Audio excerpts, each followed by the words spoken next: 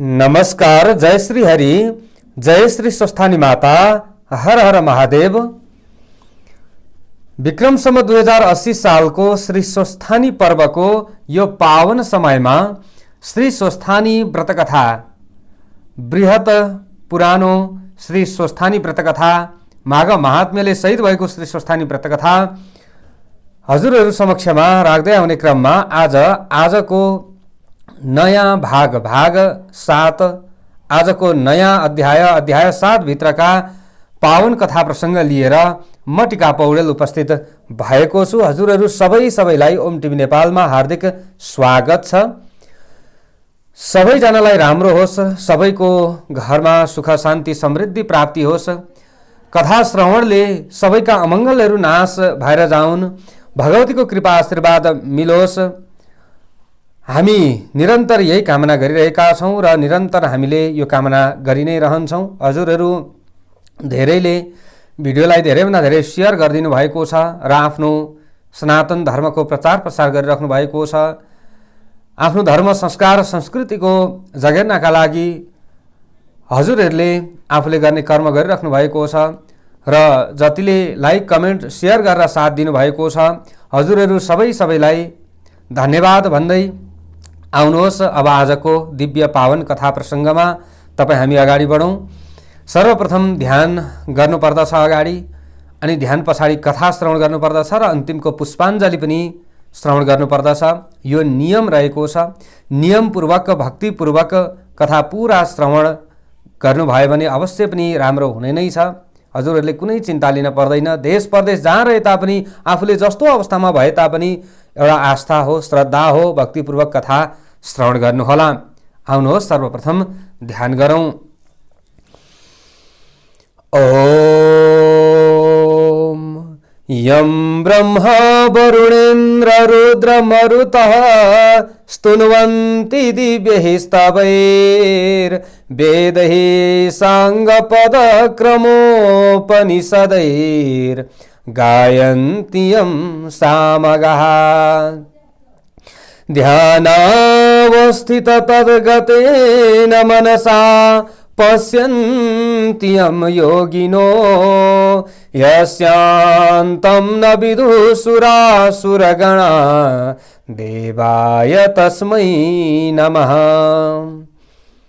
श्रीमच्चन्दन चर्चितोज्ज्वल वपुः शुक्लाम्बरा मल्लिका मालालंकृत कुंडला प्रविलसन मुक्तावली शोभिता सर्वज्ञान निदान पुस्तकधरा रुद्राक्षमालाकरा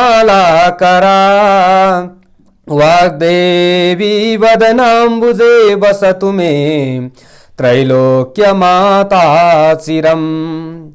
मूकं करोति वाचालं पंगुं लंघयते गिरिं यत्कृपातमहं वन्दे परमानन्दमाधवम्। नमो भगवते तस्मै व्यासायामित तेजसे यस्य प्रसादात् वक्ष्यामि नारायण कथामिमाम्। नारायणं नमस्कृत्य नरं चैव नरोत्तमं देवीं सरस्वतीं व्यासं ततो जयमुदीरयेत्। श्री स्वस्थानी परमेश्वर्यै नमः। ओम श्री गणेशाय नमः। ओम श्री सरस्वत्यै नमः। ओम श्री गुरवे नमः। ओम श्री स्वस्थानी परमेश्वर्यै नमः। हजुरहरूले श्रद्धापूर्वक पूरा कथा श्रवण गर्नुहोला। अथ सप्तमोऽध्यायः। कुमारजी आज्ञा गर्नुहुन्छ हे अगस्त्य मुनि। सती देवीले त्यसरी प्राण त्यागेको देखेर देवता यक्ष गन्धर्व किन्नर नाग दैत्य ऋषि मुनि सबैले अहो साह्रै अनर्थ भयो भन्दै आश्चर्य माने। उसै बेला अकस्मात आँधी चलेर धुलो उडी सारा आकाश ढाक्यो र विपरीत हावा पनि चल्न लाग्यो। बिना बादलकै मेघ गर्जन लाग्यो। यज्ञमा उपस्थित सबै देवता यक्ष गन्धर्व किन्नर दैत्य नागहरू धुलो उडेर आँखामा परी हेर्न असमर्थ भए। वायुको वेगमा अडिन नसकी भूमिमा कतिजना घोप्टिए।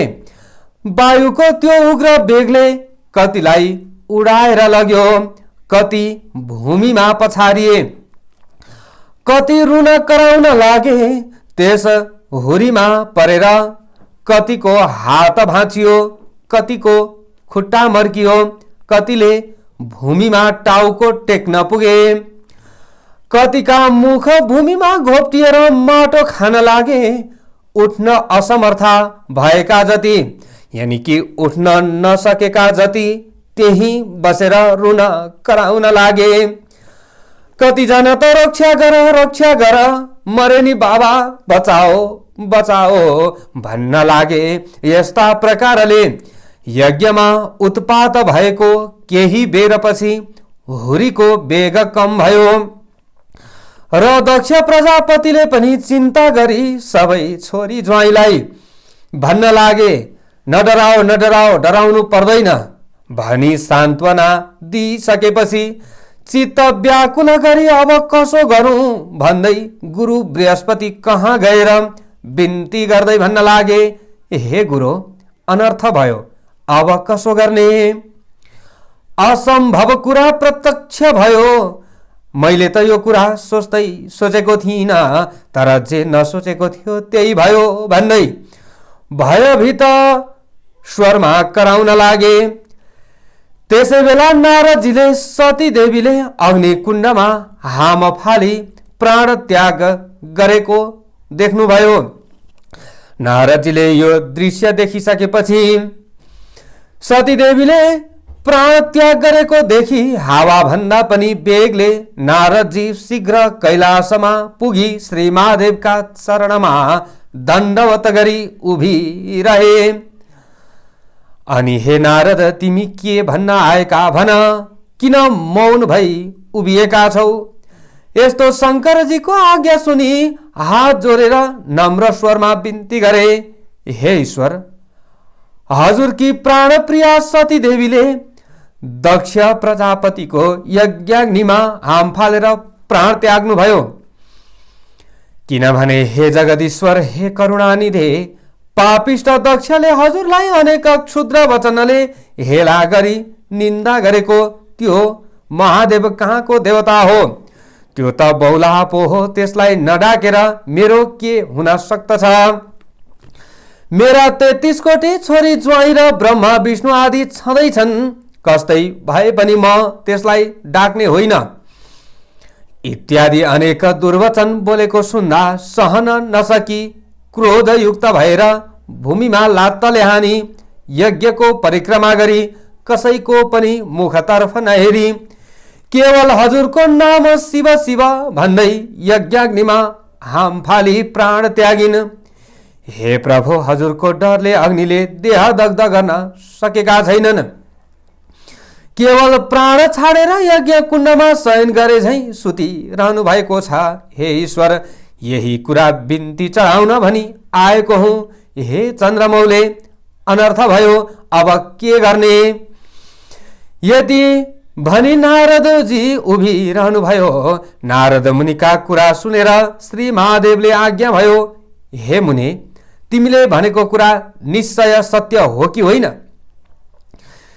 भगवान शिवजीको यस्तो वचन सुनि नारदजीले भने, हे जगदीश्वर, हजुरका सामु मिथ्या बोल्ने साहस अथवा शक्ति ममा छैन प्रभु। आफैले ध्यान दृष्टिले हेर्नु भए सत्य अथवा असत्य ज्ञात हुनेछ। नारदजीका त्यस्ता वचन सुनि श्री महादेवले ध्यान दृष्टिले हेर्नुभयो। ध्यान दृष्टिले विचार गरी हेर्नुभयो त हेर्दा अत्यन्त क्रोधले तिनै नेत्रबाट अग्निका ज्वाला निकाली दारा किटी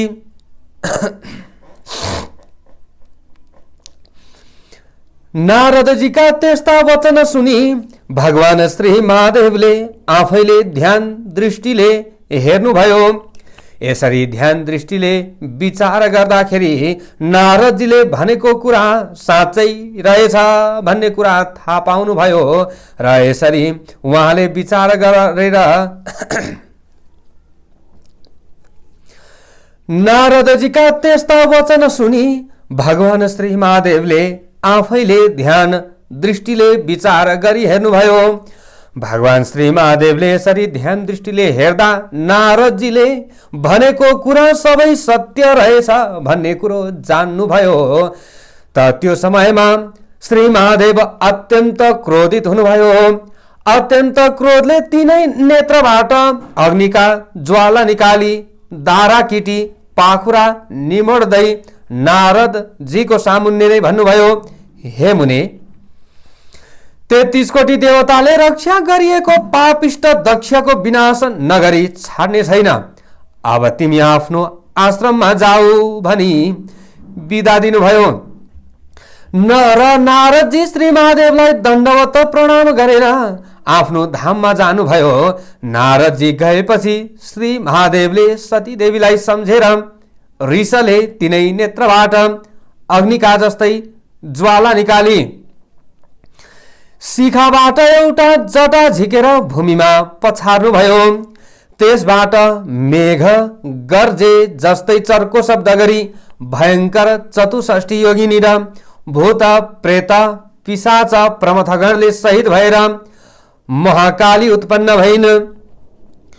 कस्ती महाकाली उत्पन्न भइन् भने डरलाग्दो अनुहार भएकी, लामा लामा धारा निस्केकी, आकाश जस्तै पेट भएकी र बाघको छाला कम्मरमा बेरेकी, झाँक्रो फिजेकी, हातमा भयंकर खड्ग लिएकी, कहिले हाँस्ने कहिले लामो जिब्रो निकाल्ने यस्तै महाकाली शिवजीको सामुन्ने उभिएर महाकालीले भन्नुभयो, के कामले मेरो आराधना गर्नुभयो? हे श्री महादेव, के कामले मलाई सम्झनुभयो भनी बिन्ती गरिन्। अनि श्री महादेवले अघि झै अर्को जटा झिकेर भूमिमा पछार्नुभयो।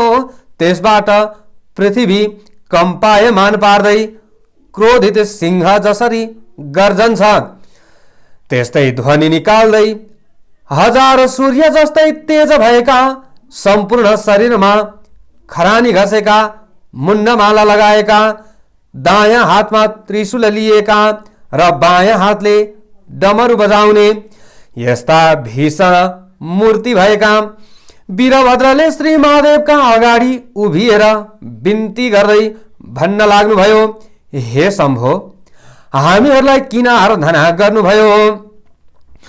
तिनीहरू दुवैको यस्तो प्रार्थना सुनेर श्री महादेवले आज्ञा गर्नुभयो। श्री महादेवले भन्नुभयो, हे वीरभद्र, हे महाकाली, तिमीहरूलाई पापिष्ट दक्ष प्रजापतिको यज्ञ विध्वंस पारी उसको पनि संहार गरी दक्षका सहायक जे जति संरक्षकहरू छन् ती संरक्षक देवताहरूको पनि संहार गरेर आओ भनी डाकेको हुँ।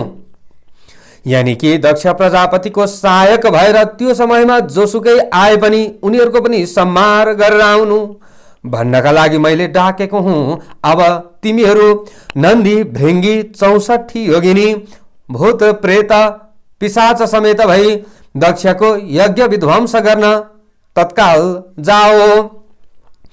श्री महादेवजीको यस्तो आज्ञा सुनि नन्दी भृङ्गी भूत प्रेत योगिनी र पिशाच सहित भई मेघ गर्जे झै सिंहनाद गरी पृथ्वी डोलायमान पारी साक्षात यमराज नै प्राणीहरूको नाश गर्न हिँडे झै क्रोधित भएर भगवान श्री महादेव शिवजीको आज्ञा सिरोपर गरी कैलाश पर्वतबाट वीरभद्र र महाकाली दुवै अन्य गणहरूलाई लिएर हिँडे। तिनीहरूको चालामाला देखेर पृथ्वीलाई भार थाम्न धेरै कठिन पर्यो र पृथ्वी पनि थर्र काँपिन्। सात समुद्र पनि छचल्किए, समस्त जीव त्राही त्राही भए। दक्षको यज्ञमा पनि अनेक किसिमका उत्पात हुन लागे। आकाशमा काग र गिद्ध मण्डलाकार गरी उड्दै कराउन थाले। स्यालहरू आँखा र मुखबाट आगोको ज्वाला निकाल्दै कराउन र दगुर्न लागे। रगतको वृष्टि भयो, विपरीत वायु चल्न लाग्यो। यस्तो उत्पात हुन लागेको देखेर यज्ञ मण्डपमा बसेका सबै हाहाकार गर्दै यताउता भाग्न लागे। स्त्री बालक बुढाहरू भाग्न नसकी भूमिमा घोप्टिएर रुन कराउन लागे। कोही अझ के हुने हो भनेर डराई त्राही त्राही हुन लागे। ठीक उसै बेला भगवान शिवजीको आज्ञा पाएर उन्मत्त भएका वीरभद्र र श्री महाकाली अनि नन्दी भृङ्गी आदि शिवका गणहरू मेघ गर्जे जस्तै गर्जँदै हात्तीका बथानमा सिंह पसे झै दक्षका यज्ञमा पुगे र दक्षद्वारा डाकिएका देवता, यक्ष, गन्धर्व, किन्नर, नाग, दैत्य गणसित परस्पर जुधे। यानी कि त्यहाँनेरि युद्ध सुरु भयो। त्यो देखेर दक्षका कन्याहरू, देवकन्या, नागकन्या, ब्राह्मण, ऋषि, मुनि आदि सबै त्राही त्राही नारायण भन्दै रोई कराई 10 दिशातिर भाग्न लागे। कोही भाग्न नसकेर लडे, कसैको हात खुट्टा भाँचियो, कोही टाउकाको भरले पल्टेर माटो खान लागे। कति मूर्छा परी असहाय जस्तै भूमिमा लडिरहे। तर विष्णु प्रभृति देवता, यक्ष, गन्धर्व, किन्नर आदि सबैले दक्ष प्रजापतिको रक्षा गर्न शस्त्र अस्त्र लिएर वीरभद्र र महाकालीमाथि प्रहार गर्न लागे। यसरी परस्परमा घमासान संग्राम भयो। इन्द्रादि देवताहरूले कुन कुन अस्त्र प्रहार गरे भने इन्द्रास्त्र, अग्न्यस्त्र, देव्यास्त्र, वरुणास्त्र, पाशुपतास्त्र, ब्रह्मास्त्र अनि यस्तै प्रकारले तोमर, गदा, खड्ग र मुसल, नागपाश आदिले वीरभद्र र महाकाली 64 योगिनी यानी कि वीरभद्र सहित वीरभद्र र महाकाली तथा 64 योगिनी भूत प्रेत प्रमथ गण र विषम ज्वरमाथि सबै देवताहरूले शस्त्रास्त्र प्रहार गरे। यस्ता तरहले आफूमाथि शस्त्रास्त्र प्रहार गरेको देखेर वीरभद्रका गणहरूले पनि कठोर स्वरले गर्जेर दक्षका सैन्यभित्र पसी जति भेटे उतिको टाउको समाती, निमोठी, हात खुट्टा भाँची, मुड्कीले हानी, रगत छदाई देवताहरूको संहार गर्न लागे। उता महाकालीले पनि प्रत्यक्ष काल जस्तै खड्गली वर्षा कालको प्रचण्ड मेघ गर्जे झै गर्जी सिंहनाद गर्दै मृगका फौजमा सिंह पसे झै र सुकेका परालमा आगो लागे जस्तै गरी दक्षका सेनाको संहार गरिन्। वीरभद्र समेत नन्दी, भृङ्गी, 64 योगिनी, भूत, प्रेत, पिशाच, प्रमथगण समेतले शत्रुतिरका कसैको शिर, कसैको हात खुट्टा छुट्याए, कसैलाई निमोठी रगत पिएर नाच्न लागे। कोही हाँस्न थाले, कसैको मासु लुछेर खाए, कसैको कोखामा प्वाल पारेर रगत पिउन लागे। कोही देवता भागे। यसरी दक्षका कोटी कोटी सेना र कोटी कोटी देवताको संहार गरे। त्यसरी संहार गरेको देखेर दक्षका सेना र देवताले वीरभद्र र महाकालीमाथि आफ्ना शस्त्रास्त्र प्रहार गरे। तर ती सम्पूर्ण शस्त्रास्त्र महाकालीको शरीरमा छुना साथ आफै भस्म भएर जान्थे। फेरि शिवगण र महाकालीले दक्षका सैन्य र देवगण यज्ञमा आएका धेरै वीरहरू मारिदिए। विषम ज्वरले पनि सबैका शरीरमा प्रवेश गरी अचेत पारिदिए अनि वैकुण्ठका स्वामी श्री विष्णुले सम्पूर्ण देवता, यक्ष, गन्धर्व, किन्नर, दैत्य, नागसहित दक्षका सबै सेना अचेत भएको देखेर आफ्नो देहबाट शीत ज्वरो उत्पन्न गरेर सबैलाई सचेत गराए। फेरि अनेक शस्त्रास्त्र लिएर बत्तीमा पुतली गए झैं वीरभद्र र महाकालीमाथि जाइ लागे। वीरभद्रले पनि त्रिशूल लिई सिंहनाद गर्दै सुकेको खारामा आगो लगाए झैं एक क्षणमै दक्षका अनेक सेनाहरू काटी मारिदिए। तिनमा कसैको शिर छैन, कसैको हात छैन, कसैका खुट्टा छैनन्। यस्तो स्थिति देखेर कोही रक्षा गर भन्दै भाग्न पनि नसकी भूमिमा लडिरहे। यसरी सबै देवताहरूको संहार गरी अन्य दैत्य दानवलाई समाति अग्नि कुण्डमा होम्न लागे। वीरभद्रले त्यसरी दक्षका सेना, देवता, यक्ष, दानव, गन्धर्व, किन्नरहरूको नाश पारी यज्ञ समेत ध्वस्त पारिदिएको हेर्न नसकी। भगवान श्रीहरि विष्णुले राता आँखा पारी नागले झैं निश्वास फेर्दै प्रलयकालको अग्नि जस्तै भई बायाँ हातले पाञ्चजन्य शङ्ख बजाई, दाहिने हातले कौमुदकी गदा उठाई संहार कालका रुद्र जाइ लागे जस्तै वीरभद्रका सेनामाथि जाइ लागे। त्यो देखेर देवता, यक्ष, गन्धर्व, किन्नर, नाग आदि सबै र दक्ष प्रजापतिका सेनाले धन्य धन्य विष्णु तिम्रो जय होस्, कल्याण होस् भन्दै आफ्ना शस्त्रास्त्र लिई भगवान श्रीहरि विष्णुको सहायतामा लागेर कठोर युद्ध गरे। त्यस्तो देखेर महाकाली रिसले आगोको ज्वाला झैं डरलाग्दो तेज प्रकट गरी महाकालीले खड्ग लिएर जाइ लागिन्। त्यो देखि भूत, प्रेत, पिशाच, प्रमथगण, डाकिनी, साकिनी र चतुष्षष्ठी योगिनी सबै युद्ध गर्न लागे। जस्तै ठुलो हावा चल्नाले मेघ टुक्रा टुक्रा हुन्छ, त्यस्तै दक्षका सेना, देवता, दैत्य, गन्धर्व, किन्नर, नाग आदि 10 दिशामा भागे। तब भगवान श्रीहरि विष्णुले निर्धक्कसित वीरभद्रको छातीमा कौमुदकी गदा प्रहार गर्नुभयो। त्यो गदा वीरभद्रको छातीमा वज्र नगयो अनि ती मूर्छा परी भूमिमा ढले। कोत भन्दा वीरभद्र मूर्छा परेर भूमिमा ढले। फेरि भगवान विष्णुले नन्दी, भृंगी, 64 योगिनी, भूत, प्रेत, पिशाच, प्रमथगणका उपर शंखको चर्को शब्दका साथ शस्त्रास्त्र प्रहार गर्नुभयो। त्यसरी भगवान श्रीहरि विष्णुको प्रहारले कति लडी भूमिमा पल्टे, कति मूर्छा परे, कति त्यहाँबाट भाग्न लागे। त्यो देखेर दक्ष प्रजापतिका सेनाले धन्य धन्य विष्णु भनी भगवान श्रीहरि विष्णुको स्तुति गरेर भगवान श्रीहरि विष्णुको शिरमा पुष्प वृष्टि पनि गरे। तब भगवान श्रीहरि विष्णुले पाञ्चजन्य शंख बजाउनु भयो र पाञ्चजन्य शंख बजाएपछि मूर्छा भइरहेका वीरभद्र र महाकालीका कानमा अनि देवता, यक्ष, गन्धर्व, किन्नर र दक्षका सेनाले शङ्कुल ध्वनि र धन्य धन्य विष्णु भनी स्तुति गरेको शब्द पर्यो र सबैको चेतना फर्क्यो।